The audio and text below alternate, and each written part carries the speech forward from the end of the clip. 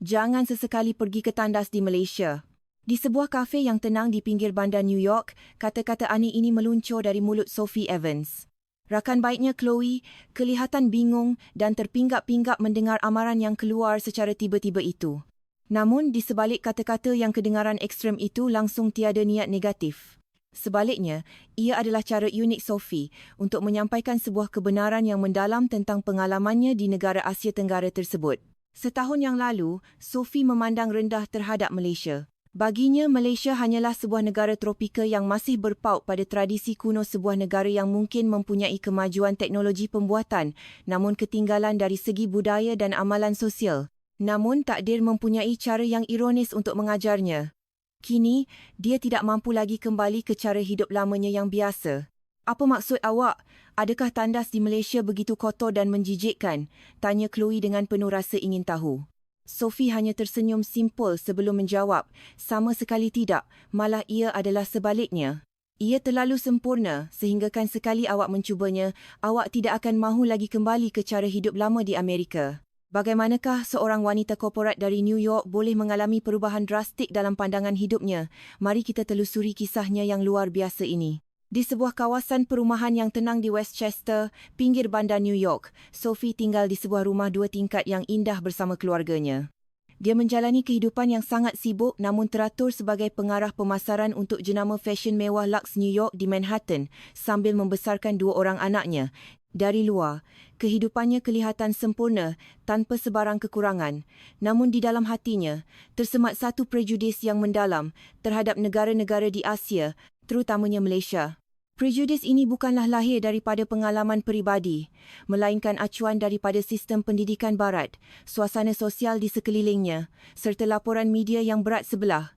Interaksinya dengan pelancong Malaysia di bandar New York juga menguatkan lagi pandangan skeptikalnya. Mengapa mereka begitu pemalu? Mengapa mereka tidak menyatakan pendapat mereka dengan tegas? Mengapa mereka asyik tersenyum dan mengambil gambar sahaja? Fikir Sophie. Di Amerika Syarikat, ketegasan diri dan kebebasan bersuara adalah asas kehidupan sosial. Diskusi yang hangat dan ekspresi diri yang lantang dianggap sebagai tanda kebijaksanaan. Oleh itu, sifat ramah, lemah lembut dan kecenderungan orang Malaysia untuk menjaga keharmonian kumpulan adalah sesuatu yang sukar difahami oleh Sophie. Di kawasan Westchester yang kaya dengan sejarah dan keindahan semula jadi, Sophie menjalani rutin harian yang ketat. Dia bangun awal pagi untuk menyediakan sarapan bagi anak-anaknya, Emma dan Lucas, menghantar mereka ke sekolah sebelum menaiki kereta api komuter ke Manhattan. Di dalam kereta api, dia sentiasa meluangkan masa untuk membaca buku, mencerminkan sifatnya yang sangat mementingkan kecekapan waktu. Atas kecemerlangannya di Lux New York, Sophie diberi tanggungjawab untuk menerajui ekspansi jenama itu ke pasaran Asia. Dia memberikan tumpuan sepenuhnya kepada pasaran China dan Korea Selatan, manakala meletakkan Malaysia di kedudukan yang paling bawah dalam senarai keutamaan. Pasaran Malaysia terlalu konservatif dan sukar ditembusi. Pengguna di sana tidak bersedia untuk jenama yang inovatif seperti kita, hujah Sophie dengan penuh yakin dalam mesyuarat korporatnya. Walaupun begitu, sebagai persediaan sekiranya dia perlu berinteraksi dengan rakan kongsi dari sana, dia sekadar meluangkan sedikit masa untuk mempelajari ucapan salam mudah dalam bahasa Melayu seperti selamat pagi dan terima kasih. Apabila pulang ke rumah, Sophie kembali memegang watak sebagai seorang ibu. Emma yang berusia 12 tahun, yang mula memasuki fasa remaja, sangat meminati budaya popular Asia Tenggara, muzik serta seni batik tradisional. Ibu, bukankah Malaysia sebuah negara yang sangat indah? Tanya Emma pada suatu hari. Sophie biasanya hanya memberikan jawapan acuh tak acuh. Ya, mungkin ia sebuah negara yang cantik. Namun dalam hatinya, dia membayangkan Malaysia sebagai sebuah negara yang syarat dengan kesesakan lalu lintas, cuaca panas yang rimas, serta kesopanan yang sekadar di luar sahaja. Suaminya Peter, seorang jurutera kanan di sebuah syarikat automotif terkemuka, sangat menghormati keupayaan teknologi Malaysia, terutamanya dalam sektor pembuatan chip mikro dan teknologi kenderaan elektrik, EV. Peter sering berkata, ketepatan dan kualiti pembuatan di Malaysia adalah sesuatu yang patut kita contohi.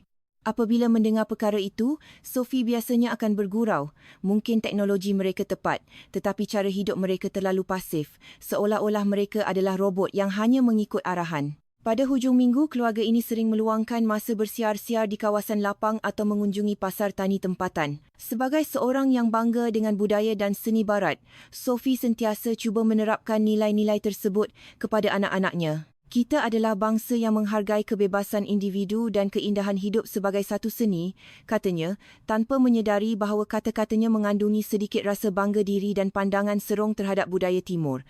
Hubungannya dengan rakan baiknya Chloe dipenuhi dengan perbincangan hujung minggu di kafe-kafe hipster di New York. Perbualan mereka sering berkisar tentang politik seni sehinggalah kritikan terhadap budaya luar. Orang Eropah terlalu kolot, prejudis Sophie terhadap Malaysia dibentuk oleh pelbagai faktor. Di universiti dahulu, dia mempelajari subjek perbandingan budaya antarabangsa di mana masyarakat Asia Tenggara sering digambarkan sebagai masyarakat kolektif yang mengorbankan kebebasan individu demi keharmonian kumpulan. Satu masyarakat yang menindas keunikan individu demi menjaga hati orang lain. Membayangkannya sahaja sudah cukup membuatkan saya rasa rimas, fikir Sophie. Gambaran pelancong Malaysia di New York yang sering bergerak dalam kumpulan besar, sentiasa tersenyum lebar dan kelihatan terlalu berhati-hati agar tidak mengganggu orang lain, mengukuhkan lagi pandangannya. Media barat yang kerap melaporkan tentang isu-isu birokrasi, kesesakan bandar atau sistem sosial yang ketat di Asia juga memainkan peranan. Saya tidak akan dapat bertahan walaupun sehari di dalam masyarakat sebegitu, fikir Sophie dengan penuh yakin. Namun di sebalik prejudis itu, ada sedikit rasa ingin tahu yang tersimpan di sudut hatinya. Dia pernah menikmati hidangan Malaysia yang kaya, dengan rempah ratus di sebuah restoran mewah di Manhattan, melihat reka bentuk hiasan dalaman bertema tropika yang sangat sophisticated dan melihat minat mendalam anaknya, Emma, terhadap keindahan alam semula jadi Malaysia.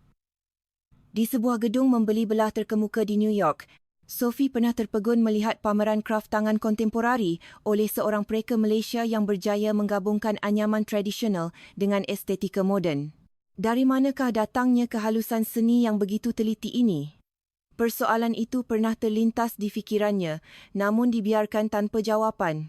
Peter menyedari prejudis tersurat isterinya. Sophie, saya rasa awak terlalu banyak dipengaruhi oleh stereotip tentang Malaysia, tegur Peter pada suatu hari. Sebagai seorang jurutera yang menilai sesuatu berdasarkan fakta dan kualiti, Peter mencadangkan agar Sophie bersikap lebih terbuka. Namun, mengubah pegangan hidup seseorang bukanlah perkara yang mudah. Awak seorang jurutera, Peter. Awak melihat dunia melalui nombor dan mekanik. Tetapi budaya adalah sesuatu yang jauh lebih rumit daripada itu, balas Sophie. Malah, apabila syarikat tempat dia bekerja mula merancang projek usaha sama dengan sebuah syarikat runcit terkemuka di Kuala Lumpur, Sophie sengaja menjauhkan diri daripada projek tersebut dengan memberi alasan bahawa pasaran di sana terlalu berbeza dan boleh menjejaskan imej jenama mereka. Guru sekolah Emma juga pernah mencadangkan agar Emma menyertai program pertukaran pelajar ke Kuala Lumpur, namun Sophie menolaknya dengan alasan anaknya masih terlalu muda. Dia berasa selamat dalam zon selesanya di New York, yakin bahawa dia tidak akan sesekali menjejakkan kaki ke Malaysia. Namun pada suatu petang musim luruh yang indah, takdir mengubah segalanya. Apabila Sophie pulang dari pejabat, dia mendapati Peter sudah berada di rumah lebih awal daripada biasa, sedang duduk di sofa ruang tamu dengan wajah yang serius. Selamat pulang, Sophie. Ada perkara penting yang perlu kita bincangkan, kata Peter dengan nada suara yang tenang, tetapi penuh debaran. Sophie segera merasai ada sesuatu yang besar sedang berlaku. Dia mengambil segelas air minuman dan duduk di sebelah suaminya. Peter menarik nafas panjang sebelum berkata, syarikat telah mengarahkan saya untuk berpindah ke pejabat cawangan Kuala Lumpur selama setahun. Mendengarkan perkataan Kuala Lumpur, minda Sophie menjadi kosong seketika. Malaysia, tanya Sophie dengan suara yang bergetar akibat rasa terkejut dan bimbang yang amat sangat. Ya, Malaysia, mereka mahu saya mengetuai projek pembangunan teknologi kenderaan elektrik pintar, Smart EV, di sana. Ini adalah peluang keemasan untuk kerjaya saya dan projek ini sangat kritikal untuk masa depan syarikat, jelas Peter dengan pandangan mata yang mengharapkan sokongan daripada isterinya. Bila kita perlu bertolak, tanya Sophie, cuba mengawal emosinya untuk memikirkan perkara praktikal. Bulan depan, saya minta maaf kerana tempoh persediaannya sangat singkat, kata Peter sambil menggenggam tangan Sophie. Saya ada terfikir untuk pergi bersendirian dahulu. Sebelum sempat Peter menghabiskan ayatnya, Sophie memotong. Sama sekali tidak. Kita adalah satu keluarga dan kita akan pergi bersama-sama.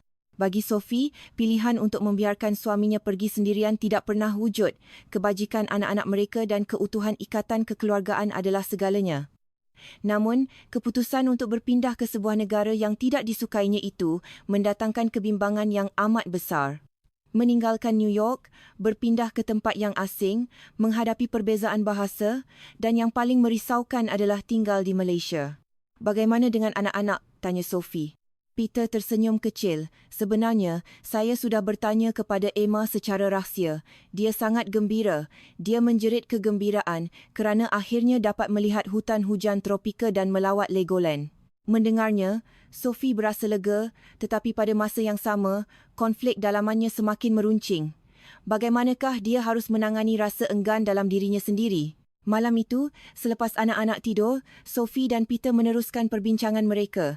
Secara profesional, ini memang peluang yang bagus untuk kita berdua. Syarikat saya juga bersedia untuk memindahkan saya ke Pejabat Cawangan Kuala Lumpur sementara waktu untuk menguruskan projek runcit di sana. Tetapi Kuala Lumpur adalah sebuah dunia yang sangat berbeza daripada New York. Mampukah kita menyesuaikan diri? Tanya Sophie bimbang. Peter memeluk bahunya dengan lembut. Saya faham kebimbangan awak. Tetapi ini akan menjadi pengalaman yang sangat berharga untuk kita semua. Anak-anak akan belajar melihat dunia dengan perspektif yang lebih luas. Keesokan harinya, dalam mesyuarat keluarga, berita perpindahan itu diumumkan secara rasmi kepada Emma dan Lucas. Seperti yang dijangka, Emma melompat keriangan. Manakala Lucas yang berusia 8 tahun kelihatan sedikit keliru. Bagaimana dengan kawan-kawan saya di sini? Tanyanya polos. Awak akan mendapat kawan baharu di sana, Lucas. Lagipun, awak masih boleh berhubung dengan kawan-kawan di New York melalui internet, pujuk Peter lembut. Bukankah Malaysia itu tempat di mana Legoland yang besar berada? Mendengarkan perkataan Legoland, wajah Lucas kembali ceria. Persediaan untuk berpindah mula dijalankan dengan rancak. Sophie menguruskan urusan pemindahan barang, dokumen visa, sekolah antarabangsa untuk anak-anak dan yang paling penting, persediaan mentalnya sendiri. Dia meluangkan masa membaca blog ekspatriat Amerika yang tinggal di Kuala Lumpur. Banyak penulisan yang menyatakan bahawa rakyat Malaysia sangat mesra, bersopan santun dan bandarnya sangat moden. Walaupun membaca perkara positif, saki-baki prejudis dalam diri Sophie masih belum hilang sepenuhnya. Hari keberangkatan tiba. Di lapangan terbang JFK New York, diiringi lambaian air mata daripada keluarga dan rakan-rakan, Sophie menaiki pesawat dengan perasaan yang bercampur baur. Penerbangan yang memakan masa lebih daripada 20 jam itu akhirnya mendarat di lapangan terbang antarabangsa Kuala Lumpur, KLEA. Sebaik sahaja menjejakkan kaki di KLEA, Sophie dikejutkan dengan suasana lapangan terbang yang sangat bersih, teratur dan luas. Seni bina yang menggabungkan elemen hutan hujan tropika dengan teknologi moden amat memukau pandangan. Saya tidak pernah melihat lapangan terbang yang sebersih dan seindah ini, bisik Sophie tanpa sedar. Proses imigresen berjalan dengan sangat lancar dan pantas. Pegawai imigresen yang bertugas menyambut mereka dengan senyuman yang sangat mesra dan berkata dalam bahasa Inggeris yang fasih, "Selamat datang ke Malaysia, Puan Evans. Semoga anda sekeluarga gembira di sini." Atas urusan logistik, syarikat menyediakan kenderaan khas untuk membawa mereka ke tempat kediaman baharu. Di sepanjang perjalanan menuju ke kondominium mereka di Mont Kiara, Kuala Lumpur, Sophie tidak dapat mengalihkan pandangannya. Dari tingkap, dia melihat lebuh raya yang lebar dan diselenggara dengan baik. Barisan bangunan pencakar langit yang megah termasuk menara berkembar Petronas dan Merdeka 118 yang ikonik, serta landskap hijau yang subur di sepanjang jalan. Gambaran Malaysia sebagai negara yang ketinggalan, zaman yang selama ini tertanam di mindanya mula runtuh sedikit demi sedikit. Kondominium yang disediakan oleh syarikat Peter terletak di kawasan Mont Kiara yang terkenal sebagai penempatan ekspatriat. Sebaik sahaja melangkah masuk ke dalam rumah baharu mereka, seluruh ahli keluarga terpegun. Ruang tamu yang luas, dapur moden dengan peralatan terkini serta kebersihan unit yang luar biasa melebihi jangkaan mereka. Reka bentuk kondominium ini jauh lebih baik dan selesa berbanding apartmen kami di New York, akui Sophie kepada Peter yang tersenyum bangga. Beberapa jam selepas mendarat di rumah baharu, ketika Sophie sedang sibuk mengemas barang di dapur, jeritan terkejut Lucas kedengaran dari bilik air. "Ibu, tempat duduk tandas ini hangat." Sophie terpinga-pinga mendengar kata-kata anaknya. Di rumah mereka di New York, tempat duduk tandas adalah plastik biasa yang sejuk, terutamanya pada musim sejuk. Bagaimana mungkin ada tandas yang hangat? "Apa yang awak merepek ni, Lucas?" tanya Sophie sambil berjalan tu bilik air. Lukas menunjuk ke arah tandas dengan mata yang bulat kegembiraan. Betul, Ibu? Bila saya duduk, ia rasa sangat hangat dan selesa. Sophie mendekati mangkuk tandas tersebut. Memang benar, di tepi mangkuk tandas itu, terdapat satu panel kawalan elektronik yang canggih dengan pelbagai butang berlampu. Apabila Sophie mencubanya, dia terpegun. Tempat duduk tandas itu dipanaskan secara elektrik pada suhu yang sangat selesa, memberikan kehangatan yang melegakan di dalam bilik air yang berhawa dingin. Ya Tuhan, ini adalah satu kemewahan yang luar biasa, bisik Sophie. Pada mulanya, pemikiran skeptikalnya kembali berbisik. Adakah ini satu pembaziran tenaga elektrik yang tidak perlu? Namun, pandangan itu mula berubah dalam beberapa hari kemudian apabila dia mula meneroka fungsi-fungsi lain pada panel kawalan tersebut. Didorong oleh rasa ingin tahu, Sophie mencuba menekan butang-butang yang mempunyai ikon grafik mudah. Zas, pancutan air suam yang lembut keluar dengan tepat untuk membersihkan bahagian sensitifnya. Sophie menjerit kecil kerana terkejut, namun kejutan itu segera bertukar menjadi satu kepuasan yang amat sangat. Pancutan air suam itu bukan sahaja membersihkan dengan sempurna, malah ia sangat lembut pada kulit.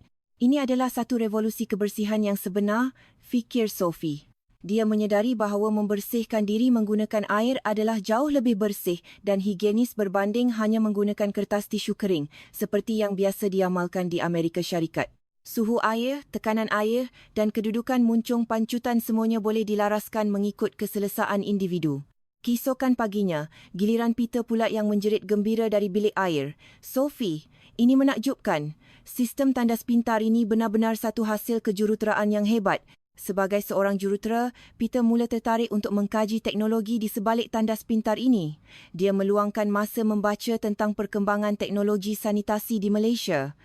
Dia mendapat tahu bahawa pasaran tandas pintar di Malaysia berkembang dengan sangat pesat, seiring dengan kesedaran masyarakat yang tinggi terhadap kebersihan berasaskan air.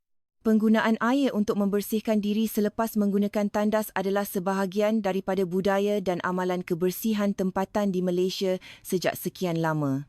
Apabila teknologi pintar ini diperkenalkan, masyarakat Malaysia menerimanya dengan sangat pantas kerana ia menyempurnakan lagi amalan kebersihan sedia ada mereka, jelas Peter kepada keluarganya. Keluarga Evans mula jatuh cinta dengan tandas pintar tersebut. Ia bukan sekadar alat pembersih, malah ia dilengkapi dengan sensor auto buka dan auto tutup penutup tandas, sistem pam automatik yang senyap, serta mod penjimatan tenaga pintar yang mengurangkan penggunaan elektrik apabila tiada orang di rumah. Setiap perincian reka bentuknya menunjukkan keprihatinan yang mendalam terhadap keselesaan pengguna. Beberapa minggu berlalu, Sophie sekeluarga terus meneroka fungsi-fungsi canggih tandas pintar mereka. Pada suatu petang Sabtu, Peter keluar dari bilik air dengan membawa manual pengguna yang telah diterjemahkan ke dalam bahasa Inggeris. Sophie, rupa-rupanya ada fungsi penapis karbon aktif terbina dalam yang menyedut dan menetralkan bau secara automatik sebaik sahaja kita duduk. Patutlah bilik air kita sentiasa berbau segar tanpa perlu menggunakan penyembur wangian kimia, kata Peter teruja. Mereka juga mendapati terdapat fungsi pelarasan suhu automatik yang menyesuaikan kehangatan tempat duduk mengikut suhu persekitaran bilik air. Lukas pula paling gemar menekan butang yang mengeluarkan bunyi aliran air semula jadi atau muzik lembut untuk melindungi privasi pengguna daripada kedengaran bunyi yang tidak menyenangkan, satu fungsi yang sangat berguna terutamanya dalam tandas awam. Orang Malaysia sangat menitik beratkan soal maruah dan perasaan orang lain sehinggakan perkara sekecil ini pun diberikan perhatian, ulas Sophie dengan penuh kagum. Apa yang paling mengagumkan Sophie adalah teknologi salutan antimikrobial grade perubatan pada mangkuk tandas tersebut yang menghalang pembiakan bakteria. Di Amerika Syarikat, teknologi sanitasi canggih sebegini biasanya hanya boleh ditemui di hotel-hotel ultra mewah berstatus bintang 5 atau hospital swasta terkemuka. Tetapi di sini, ia menjadi kelengkapan standard dalam kondominium keluarga kelas pertengahan, kata Sophie kepada rakan-rakannya melalui email. Pada suatu hari yang hujan lebat di Kuala Lumpur, Sophie berasa kurang sihat dan badannya menggigil kesejukan. Sebaik sahaja dia duduk di atas tandas pintar tersebut, kehangatan yang dipancarkan oleh tempat duduk tandas itu terasa seperti satu dakapan yang hangat yang menenangkan jiwanya. Mesin ini seolah-olah memahami keperluan fizikal saya, fikir Sophie dengan penuh emosi. Dia mula menyedari bahawa ini bukan sekadar sekeping plastik dan wayar elektrik, melainkan manifestasi daripada nilai keprihatinan terhadap manusia yang sangat tinggi. Minat Sophie terhadap budaya kebersihan di Malaysia mendorongnya untuk melakukan kajian yang lebih mendalam di perpustakaan dan internet. Mengapakah negara ini begitu mementingkan kebersihan tandas dan penggunaan air? Dia mendapat tahu bahawa budaya sanitasi di Malaysia mempunyai latar belakang sejarah dan keagamaan yang sangat kuat. Dalam masyarakat majoriti Muslim di Malaysia, konsep istinja pembersihan fizikal selepas membuang air menggunakan air bersih dan wuduk, penyucian diri sebelum beribadah adalah tiang utama kehidupan seharian. Kebersihan fizikal dianggap sebahagian daripada iman.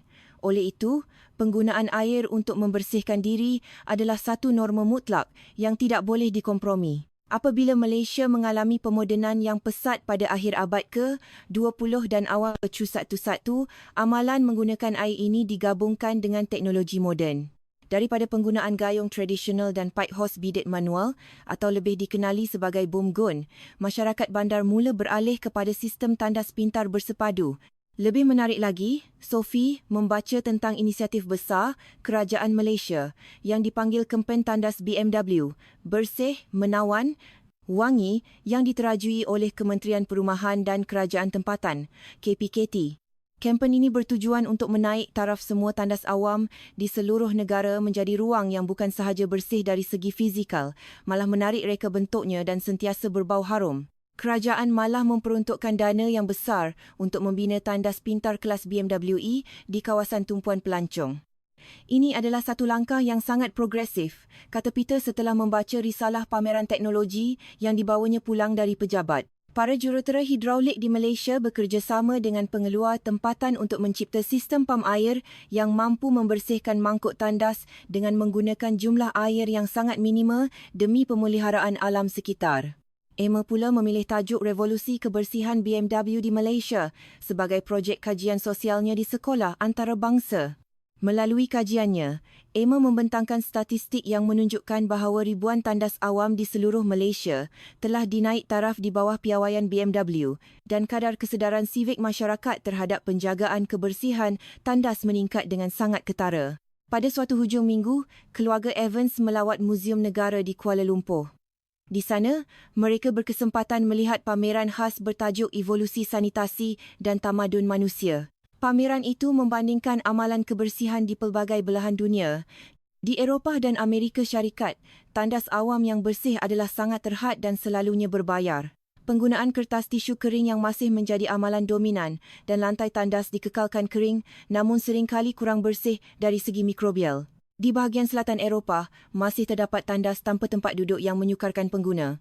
Di Amerika Syarikat, pintu tandas awam mempunyai ruang kosong yang sangat besar di bahagian bawah dan tepi yang mengurangkan privasi pengguna secara drastik, suatu perkara yang sering dikeluhkan oleh pelancong asing. Manakala di Malaysia, pameran itu menunjukkan bagaimana konsep kebersihan air berjaya dinaik taraf daripada kaedah tradisional kampung kepada sistem pengurusan sisa pepejal pintar yang mesra alam di kawasan bandar moden. Di dinding pameran tersebut tertulis satu petikan daripada seorang pakar sanitasi global, kualiti dan kebersihan tandas awam sesebuah negara adalah cermin kepada tahap kematangan sivik dan kehalusan budaya masyarakatnya. Sophie merenung perkataan tersebut dengan lama. Dia teringat betapa dia dahulunya sering memandang rendah terhadap budaya luar tanpa memahami falsafah mendalam di sebaliknya. Pengalaman Sophie menggunakan tandas awam di Malaysia memadamkan terus sisa-sisa prejudisnya. Ketika mengunjungi sebuah pusat membeli belah mewah seperti Pavilion Kuala Lumpur dan Suria KLCC, dia melangkah masuk ke dalam tandas awam dengan perasaan teragak-agak.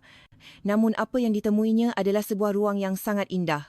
Haruman semerbak serai wangi dan pandan menyambut kedatangannya. Lantai tandasnya kering dan berkilat, dindingnya dihiasi dengan jubin marmar yang mewah, pencahayaan yang lembut memberikan ketenangan serta dihiasi dengan pokok-pokok hijau yang segar. Pintu tandas dibuka secara automatik menggunakan sensor, manakala mangkuk tandasnya dilengkapi dengan sistem bidet pintar BMW yang lengkap dengan pengering udara suam. Saya tidak perlu menyentuh apa-apa pun dengan tangan saya. Semuanya dikawal oleh sensor pintar. Ini adalah tahap kebersihan yang paling tinggi, kata Sophie kagum. Dia juga mendapati tandas-tandas di stesen MRT Kuala Lumpur yang sibuk sentiasa diselenggara dengan sangat baik dan bersih sepanjang masa. Di sebuah restoran terkemuka, Sophie ternasihat melihat satu helaian rekod pemeriksaan kebersihan yang ditampal pada dinding bilik air. Di atas helaian itu, terdapat tanda tangan kaki tangan pembersihan yang melakukan pemeriksaan setiap 1 jam. Apa yang mengejutkannya adalah nota kecil yang ditulis oleh pekerja pembersihan tersebut. Skru pada pemegang tisu longgar sedikit telah dilaporkan kepada pihak penyelenggara untuk tindakan segera esok pagi. Tahap penelitian sebegini adalah sesuatu yang amat jarang ditemui di New York, bisik Sophie kepada Peter. Sophie juga berkesempatan berbual dengan seorang penyelia pembersihan di lapangan terbang KLEA. Wanita tempatan berusia dalam lingkungan 50-an itu berkata dengan penuh bangga dalam bahasa Inggeris, bagi kami, menjaga kebersihan tandas ini bukan sekadar tugas harian untuk mencari rezeki. Ini adalah maruah negara kami. Kami mahu setiap pelancong yang mendarat di Malaysia merasai kehangatan dan kebersihan negara kami sebaik sahaja mereka melangkah masuk ke sini. Pekerja pembersihan di Malaysia kini diberikan pengiktirafan yang tinggi melalui anugerah tahunan seperti Toilet of the Year Award, TOTYA, yang dianjurkan oleh KPKT, mengangkat profesion mereka sebagai wira sanitasi negara yang sangat penting. Bukan sahaja soal kebersihan tandas, rutin harian Sophie di Kuala Lumpur juga mendedahkannya kepada aspek disiplin sosial yang lain, terutamanya ketika menaiki pengangkutan awam seperti MRT dan LRT. Setiap pagi ketika menaiki MRT untuk ke pejabatnya di pusat bandar, Sophie sering terpegun dengan keheningan di dalam gerabak kereta api yang syarat dengan penumpang. Walaupun gerabak dipenuhi orang ramai yang berpusu-pusu pergi bekerja, suasananya sangat tenang, hampir seperti di dalam perpustakaan. Tiada sesiapa yang bercakap dengan suara yang lantang. Tiada sesiapa yang menggunakan pembesar suara telefon bimbit mereka untuk mendengar muzik atau menonton video. Semua penumpang menggunakan fon telinga dan memastikan telefon mereka berada dalam mod senyap. Sekiranya ada panggilan penting yang masuk, mereka akan menjawab dengan suara yang sangat perlahan. Maaf, saya sedang berada di dalam MRT. Saya akan hubungi anda semula sebentar lagi sebelum menamatkan panggilan dengan segera. Sophie teringat akan suasana kereta api bawah tanah di New York, NYC Subway, yang sering kali bising dengan bunyi muzik yang kuat, pertengkaran penumpang, perbualan telefon yang lantang, serta sisa makanan yang bersepah di atas lantai. Di dalam MRT Kuala Lumpur, makan dan minum adalah dilarang sama sekali demi menjaga kebersihan gerabak dan semua orang mematuhinya tanpa gagal. Pada suatu hari, ketika MRT berhenti secara mengejut, Sophie hilang imbangan dan terlanggar bahu seorang wanita tempatan yang memakai hijab di sebelahnya. "Oh, maafkan saya tidak sengaja," kata Sophie dengan cemas dalam bahasa Inggeris. Wanita itu memandang Sophie dengan senyuman yang sangat manis dan lembut, lalu menjawab, "Tak apa, jangan risau, tiada masalah." Kesopanan yang tulus itu membuatkan hati Sophie berasa sangat damai. Peter juga menceritakan pengalamannya kepada Sophie. Semalam, sekumpulan pelancong asing yang bising masuk ke dalam gerabak MRT. Mereka bercakap dengan sangat kuat seolah-olah berada di jalanan. Namun, apabila mereka melihat semua penumpang tempatan di sekeliling mereka hanya mendiamkan diri dan menjaga ruang peribadi masing-masing dengan penuh tertib, kumpulan pelancong tersebut secara semula jadi mula berasa segan. Mereka menurunkan nada suara mereka dan akhirnya turut mendiamkan diri sehingga stesen berikutnya. Inilah kuasa tekanan sosial yang positif. Kesedaran sivik masyarakat Malaysia juga dapat dilihat dengan jelas melalui pengurusan sampah di tempat-tempat awam.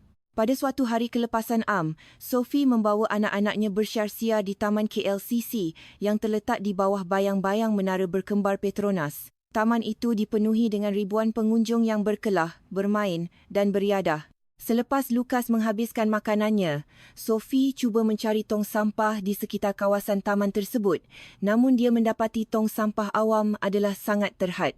"Mengapa tiada tong sampah di sini?" tanya Sophie heran. Namun, apabila dia melihat ke sekeliling, dia terkejut kerana tiada sehelai pun sampah yang kelihatan bertaburan di atas rumput atau laluan pejalan kaki. Taman itu sangat bersih dan indah. Dia kemudian melihat sebuah keluarga tempatan yang sedang berkelah di atas tikar. Selepas selesai makan, mereka mengumpulkan semua sisa makanan dan bungkusan plastik ke dalam sebuah beg plastik kecil yang mereka bawa sendiri, lalu menyimpannya ke dalam beg galas mereka. Mereka membawa sampah mereka pulang ke rumah untuk dibuang. Sophie terpegun. Di New York, sekiranya tiada tong sampah berdekatan, adalah perkara biasa bagi orang ramai untuk meninggalkan sampah mereka di atas kerusi taman atau di sudut jalan. Keesokan harinya, Sophie bertanya kepada pengurus kondominium mereka, Encik Roslan, tentang perkara ini. Encik Roslan, mengapa tong sampah awam sangat kurang di taman-taman tetapi kawasannya tetap bersih? Encik Roslan tersenyum dan menjelaskan, ia adalah sebahagian daripada kempen kesedaran sivik yang mendidik masyarakat bahawa sampah kita adalah tanggungjawab kita sendiri. Dengan mengurangkan tong sampah awam, kita sebenarnya mengurangkan risiko limpahan sampah yang menarik perhatian haiwan liar seperti monyet atau gagak. Di samping mendidik rakyat untuk mengamalkan budaya, membawa sampah pulang ke rumah untuk dikita semula secara betul. Encik Roslan juga menunjukkan sistem pengasingan sampah yang ketat di kondominium mereka, di mana penduduk mengasingkan sisa makanan, plastik, kertas dan tin aluminium dengan penuh disiplin demi menyokong agenda kelestarian hijau negara. Nilai kesopanan ini juga diterjemahkan dalam adab ziarah menziarahi. Ketika keluarga Evans menjemput rakan sekerja Peter, Encik Azman sekeluarga ke rumah mereka untuk satu majlis makan malam. Encik Azman sekeluarga membawa bersama beg plastik kecil untuk mengumpul sisa makanan yang mereka bawa bagi mengelakkan daripada menyusahkan Sophie sebagai tuan rumah. Kami diajar sejak kecil untuk tidak meninggalkan sebarang bebanan atau sisa kepada orang yang telah melayan kita dengan baik. Ini adalah sebahagian daripada adab dan kesopanan kami, jelas Encik Azman dengan rendah diri. Kata-kata itu sangat menyentuh hati Sophie. Baginya, ini adalah satu tahap kemanusiaan yang sangat tinggi, melangkaui apa yang pernah dipelajarinya di Barat. Bagi memahami dengan lebih mendalam tentang falsafah di sebalik tingkah laku masyarakat Malaysia, Sophie menghadiri satu seminar kebudayaan anjuran Persatuan Persahabatan Malaysia Amerika yang bertajuk Budi Bahasa dan Keharmonian Hidup Masyarakat Majmuk. Penceramah jemputan, Profesor Datuk Dr. Zainal Abidin, seorang pakar antropologi budaya yang terkenal, memulakan pembentangannya dengan kata-kata yang mendalam. Konsep budi bahasa bukan sekadar peraturan kesopanan luaran atau protokol rasmi. Ia adalah satu falsafah hidup yang meletakkan penghormatan terhadap perasaan dan hak orang lain sebagai keutamaan tertinggi dalam setiap interaksi sosial kita. Profesor Zainal menjelaskan bahawa sebagai sebuah negara yang terdiri daripada pelbagai kaum, agama dan latar belakang budaya, Melayu, Cina, India, serta komuniti peribumi Sabah dan Sarawak rakyat Malaysia telah belajar untuk hidup bersama dalam keadaan harmoni dengan mengamalkan sikap saling menghormati dan bertolak ansur. Untuk mengekalkan keharmonian dalam masyarakat yang majmuk, setiap individu mesti mempunyai keupayaan untuk menjaga hati orang lain. Kita mengelakkan konfrontasi yang kasar, kita bercakap dengan nada yang lembut dan kita menjaga kebersihan serta ketenteraman ruang awam supaya tidak menyusahkan orang lain di sekeliling kita, jelas Profesor Zainal. Sophie mendengar dengan penuh khusyuk sambil mencatat nota. Dia menyedari bahawa apa yang selama ini dianggapnya sebagai sifat pemalu atau kurang tegas sebenarnya adalah satu kekuatan sosial yang luar biasa, satu seni komunikasi yang halus untuk memelihara keharmonian komuniti. Selepas seminar tersebut, Sophie membeli beberapa buah buku tentang sosiologi dan sejarah Malaysia. Dia mempelajari tentang sejarah Kesultanan Melayu Melaka yang pernah menjadi pusat perdagangan global yang sangat makmur, di mana pedagang dari pelbagai belahan dunia hidup bersama dengan penuh aman kerana dipandu oleh undang-undang adat yang mementingkan adab dan kesopanan. Tradisi pendidikan nilai-nilai murni ini diteruskan sehingga kini melalui mata pelajaran pendidikan moral dan sivik di sekolah-sekolah di bawah dasar rukun negara. Ini menjelaskan mengapa semua orang di sini mematuhi peraturan sosial walaupun tanpa pengawasan yang ketat daripada pihak berkuasa. Kesedaran itu lahir dari dalam diri mereka sendiri, disuburkan oleh budaya malu untuk melakukan perkara yang boleh menjejaskan keharmonian awam, tulis Sophie dalam diarinya. Tempoh setahun penempatan mereka di Malaysia akhirnya berbaki kurang daripada 2 bulan. Musim hujan tropika mula beralih dan dedaun hijau di sekitar bandaraya Kuala Lumpur kelihatan semakin subur di bawah pancaran matahari pagi. Kita akan pulang tidak lama lagi, kata Sophie sambil memandang pemandangan menakjubkan dari balkoni kondominiumnya. Rasa bimbang dan prejudis yang dibawanya setahun lalu kini telah lenyap sepenuhnya, digantikan dengan rasa cinta dan penghargaan yang mendalam terhadap bumi Malaysia. Pada suatu malam, rakan baiknya dari New York, Chloe, menghubungi Sophie melalui panggilan video. Sophie, saya sedang merancang percutian saya untuk tahun hadapan. Saya terfikir untuk melawat Malaysia. Apa pendapat awak? Tanya Chloe dengan teruja. Mendengarnya, wajah Sophie serta-merta bertukar serius. Dia memandang tepat ke arah kamera dan berkata dengan nada yang sangat tegas, Chloe, saya mahu awak berjanji dengan saya. Jangan sesekali pergi tu tandas di Malaysia. Chloe terkejut besar. Kenapa Sophie? Adakah ia sangat kotor dan menjijikkan seperti yang kita bayangkan dahulu? Sophie tidak dapat menahan tawanya lagi lalu tersenyum lebar. Sama sekali tidak, Chloe. Ia adalah sebaliknya. Ia terlalu bersih dan terlalu canggih. Sekali awak mengalami keselesaan sistem tandas pintar BMW di sana, dengan tempat duduk yang hangat, pancutan air suam yang lembut, dan bau haruman serai yang menyegarkan, awak tidak akan mahu lagi kembali ke cara hidup lama di Amerika yang hanya menggunakan kertas tisu kering. Awak akan berasa tandas di New York ini sangat mundur. Sophie kemudian menceritakan dengan penuh semangat tentang pengalamannya sepanjang setahun tinggal di Kuala Lumpur tentang kemudahan tandas awam kelas BMW, keheningan gerabak MRT, kebersihan taman-taman rekreasi serta kehangatan budi bahasa rakyat Malaysia. Saya telah pun menyusun senarai barang yang wajib dibeli sebelum pulang ke New York dan di kedudukan teratas adalah set lengkap tandas pintar elektronik untuk dipasang di rumah kita nanti, kata Sophie dengan penuh tekad. Sebelum pulang, keluarga Evans meluangkan masa untuk melawat bandar bersejarah Melaka sebagai destinasi percutian terakhir mereka di Malaysia. Berjalan di sepanjang jalan-jalan warisan yang terpelihara dengan baik, Sophie melihat warisan sejarah itu bukan lagi dengan pandangan seorang pelancong asing yang skeptikal, melainkan dengan rasa hormat yang mendalam terhadap sebuah tamadun yang kaya dengan nilai kemanusiaan. 2 minggu selepas kembali ke New York, kehidupan keluarga Evans kembali ke rutin biasa di Westchester. Set tandas pintar yang dibawa pulang dari Malaysia telah berjaya dipasang dengan sempurna di bilik air utama rumah mereka. Pada suatu pagi, Lucas keluar dari bilik airnya di tingkat atas dengan wajah yang murung. "Ibu, saya tidak mahu pergi ke tandas di sekolah lagi," luah Lucas sedih. "Kenapa sayang?" tanya Sophie lembut. "Tandas di sekolah sejuk sangat, tiada air suam untuk membasuh dan lantainya berbau hancing. Ia tidak seperti tandas pintar kita yang hangat dan wangi seperti di Malaysia," kata Lucas polos. Sophie tersenyum kecil dan memeluk anaknya. "Ibu faham, tetapi kita harus bersyukur kerana sekurang-kurangnya kita mempunyai tandas pintar di rumah kita sekarang untuk mengingatkan kita kepada keindahan Malaysia." Bukan sahaja anak-anak, malah Sophie sendiri mengalami kejutan budaya songseng, reverse culture shock, dalam kehidupan sehariannya di New York. Ketika menaiki kereta api komuter ke Manhattan, dia berasa sangat rimas dengan bunyi bising penumpang lain yang bercakap dengan nada suara yang lantang di telefon bimbit mereka, sisa sampah yang bertaburan di stesen, serta sikap orang ramai yang tergesa-gesa tanpa mempedulikan orang lain di sekeliling mereka. Apabila telefon bimbitnya berdering di dalam kereta api, Sophie secara semula jadi menjawab dengan suara yang sangat perlahan dan berkata, "Maaf, saya sedang berada di dalam kereta api. Saya akan hubungi anda semula nanti," sebelum mematikan telefonnya dengan segera. Rakan sekerjanya Juliet, yang kebetulan menaiki kereta api yang sama, memandang Sophie dengan penuh kehairanan. "Sophie, mengapa awak tidak bercakap sahaja seperti biasa? Semua orang di New York bercakap di telefon ketika di dalam kereta api." "Saya tahu, Juliet, tetapi tindakan itu mungkin mengganggu ketenteraman penumpang lain yang sedang berehat," jawab Sophie dengan tenang. Juliet menggelengkan kepalanya sambil ketawa. "Oh Tuhan, Sophie, adakah awak telah dibasuh otak sepanjang setahun berada di Malaysia?" Sophie hanya tersenyum nipis. "Ini bukan basuh otak, Juliet. Ini adalah tentang menghormati ruang peribadi orang lain. Apabila kita mempelajari nilai yang baik daripada budaya luar, adalah menjadi tanggungjawab kita untuk mengamalkannya."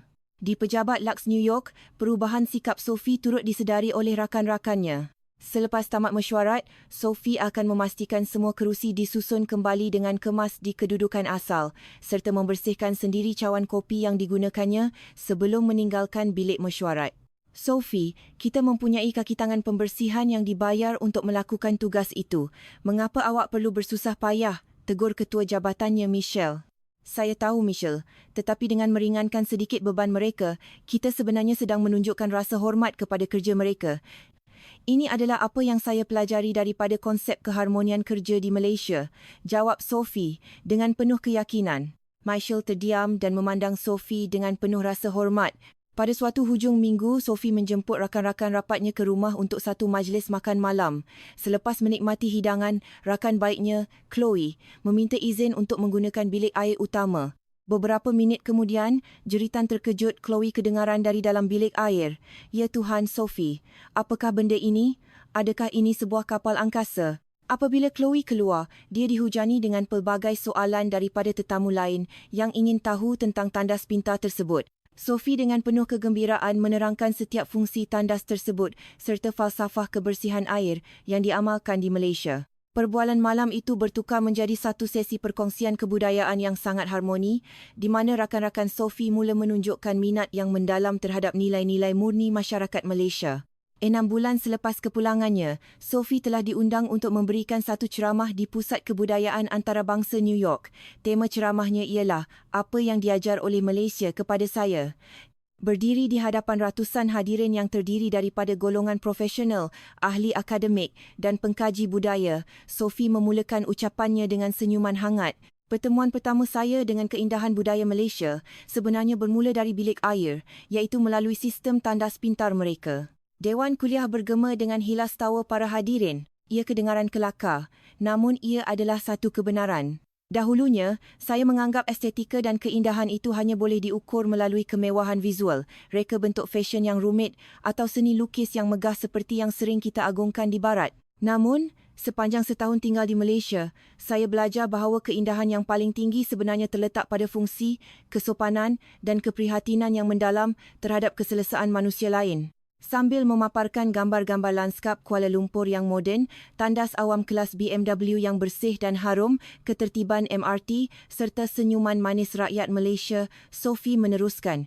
Di sebalik semua kemudahan fizikal ini, terdapat satu nilai yang tidak kelihatan tetapi sangat berkuasa iaitu budi bahasa dan saling menghormati. Masyarakat Malaysia mengajar saya untuk menghargai proses, menjaga perasaan orang lain serta memikul tanggungjawab sivik bersama demi kebaikan komuniti. Ucapan Sophie mendapat tepukan gemuruh daripada semua hadirin. Ramai di antara mereka yang datang menemuinya selepas ceramah tamat untuk menyatakan keinginan mereka untuk melawat Malaysia serta mempelajari nilai-nilai murni tersebut.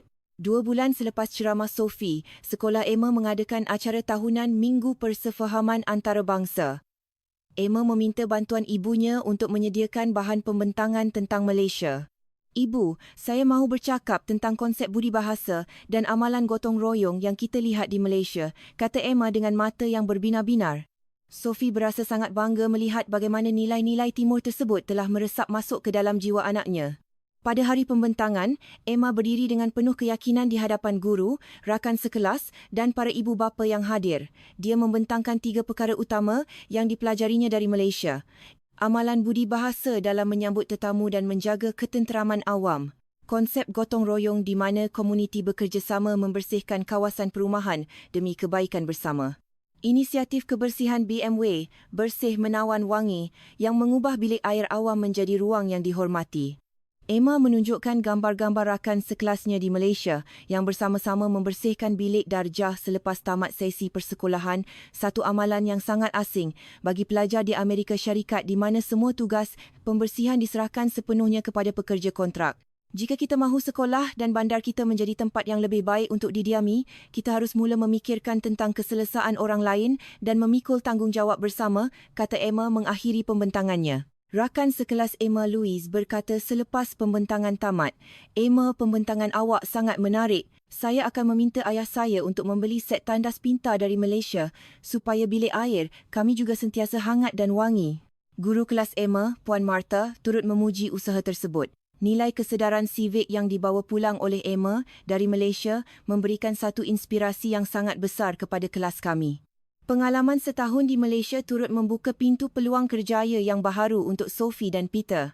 Syarikat Lux New York telah melantik Sophie sebagai ketua projek ekspansi pasaran Asia Tenggara dengan Kuala Lumpur sebagai pusat operasi serantau mereka disebabkan pemahamannya yang mendalam terhadap psikologi pengguna serta nilai budaya tempatan.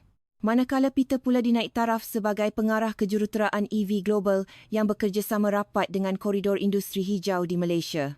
Pada malam sebelum bertolak ke Kuala Lumpur untuk tugasan luar pertamanya, Sophie menulis perenggan terakhir dalam diarinya. Perjalanan ini mengajar saya bahawa perbezaan budaya bukanlah satu jurang yang memisahkan kita, melainkan jambatan yang memperkayakan kemanusiaan kita. New York adalah rumah asal saya yang indah dengan kebebasan individunya. Namun Kuala Lumpur adalah rumah kedua saya yang mengajarkan saya tentang kehalusan adab, rasa hormat dan kepentingan menjaga keharmonian sesama insan. Untuk benar-benar memahami dunia, Kita harus belajar melihat dengan mata yang penuh rasa hormat serta hati yang sentiasa bersedia untuk menghargai kebaikan di mana-mana sahaja. Sophie menutup diarinya, memadamkan lampu bilik air yang kini hangat dan wangi, lalu tersenyum menatap bintang-bintang di langit malam Westchester.